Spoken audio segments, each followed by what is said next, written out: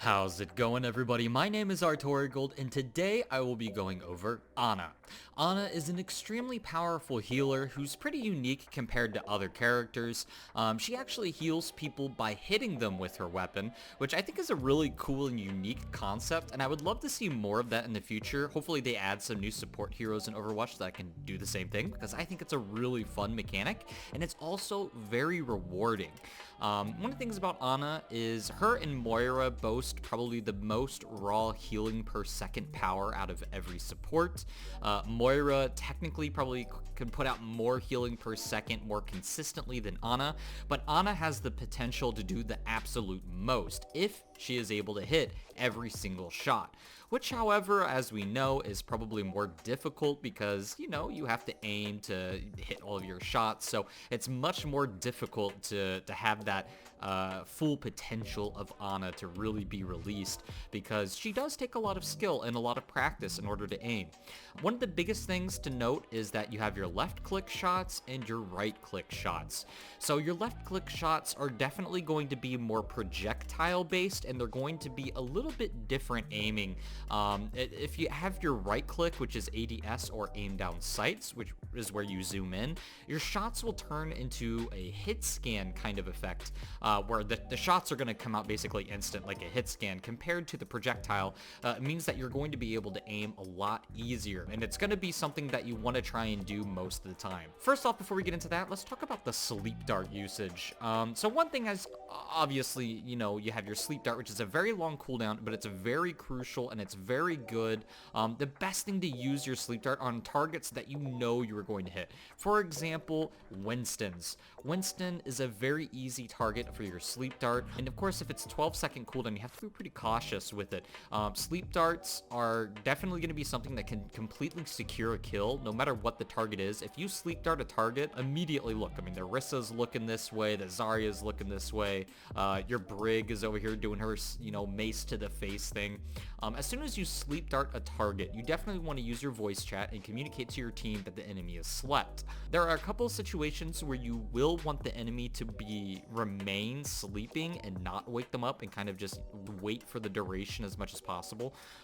Instances of a Winston who is angry and in primal raging, or maybe it's someone who received a nano boost, an enemy who got a nano boost, and you want that nano boost to maybe run out so it's easier to kill the target when you wake them up. One of the things though with your sleep dart usage, if you can use it on a target, you want to make sure you know it's going to hit. It can be a little bit tricky to land sleep darts on targets like Tracers and Genjis, and you will be forced to use it because they do have smaller hitboxes and it's much more difficult to land it.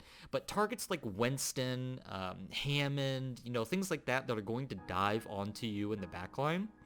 Very simple, very easy to pull off sleep darts on those targets. All you really need to wait for is for maybe one or two abilities. For example, for Winston, all you need to do is just kind of wait for him to use the bubble. If you know you can land the sleep dart before they land, for example, if it Hammond obviously is going to pile drive, you can sleep him mid pile drive. You can sleep the Winston mid jump before he lands his bubble, or you can simply wait for the bubble to go away for you to land that sleep. Same thing with Diva. Diva has a defense matrix, and obviously she's going to be focused. Diva is one of the hardest things for you to deal with as Ana, because not only is she going to eat your sleep darts, she's going to eat your grenade, your E ability, and she's going to eat all of your left clicks, which could potentially be heals for your team. So it's very difficult to pull off. Diva is definitely one of the harder counters to Ana, along with characters that want to flank you and deal with you, such as a Tracer or a Genji, or in this instance even Doomfist. But it can be really difficult to try and get a sleep dart off on Genjis, especially because they're going to be double jumping around your head. The Tracer's going to be blinking. Genji can deflect. The Tracer can recall. See, that was a very bad sleep dart right there. I should have been able to land it. But one thing we could go into is the Biotic Grenade usage as well.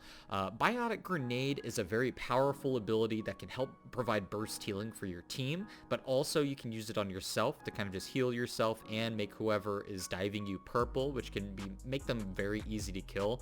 Offensive, like purple anti-nades, when you're looking for those big cancel out the healing nades, you really can get away with flanking as Ana. There is a large portion of times where flanking as Ana just so you can get a nade off can be really worth it. For example, if the enemy team has Transcendence, which is going to save them from some sort of ultimate that you're going to throw at them, flanking and hitting them with an anti-nade so it doesn't work. See, instances like that, you hate to see it. There are moments where you just gotta Winston. Look at this. This is actually kind of a terrifying image. This Winston is just looking for me around the corner. His eyes are just burning bright red. So one of the things when you sleep someone and they are using an ultimate, for example, a Primal Rage Winston, it's very easy to hit him and to make him fall asleep, but it's also very easy for your team to wake him up. If you know you're going to land a sleep dart, and I think in most instances you probably will know you're going to land a sleep dart on a raging Winston, tell your team, hey guys, I'm going to sleep Winston. So then they stop shooting him and you can get away with leaving him resting there, and then you can deal with him later. That's a big thing with Ana. Back to the point with the nades. For example, if you have a Zarya and she's going Graviton the whole enemy team, and you know that the enemy has Transcendence, it can be pretty beneficial to maybe get at a side angle or kind of a flank angle as Ana, let your team kind of set up their play, and then be able to flank and use nade on the enemy team while they're in Graviton. So then while the Transcendence is supposedly going to save them, they're actually all purple, and then your team can follow through it and kill everything. Like, your one tiny little ability is going to cancel out an entire defensive ultimate, and you will get a ton of value on Ana if you do things like that. So those are definitely some things and tips to keep in mind with Ana. Hopefully you guys enjoyed it, and I'll see you guys next time.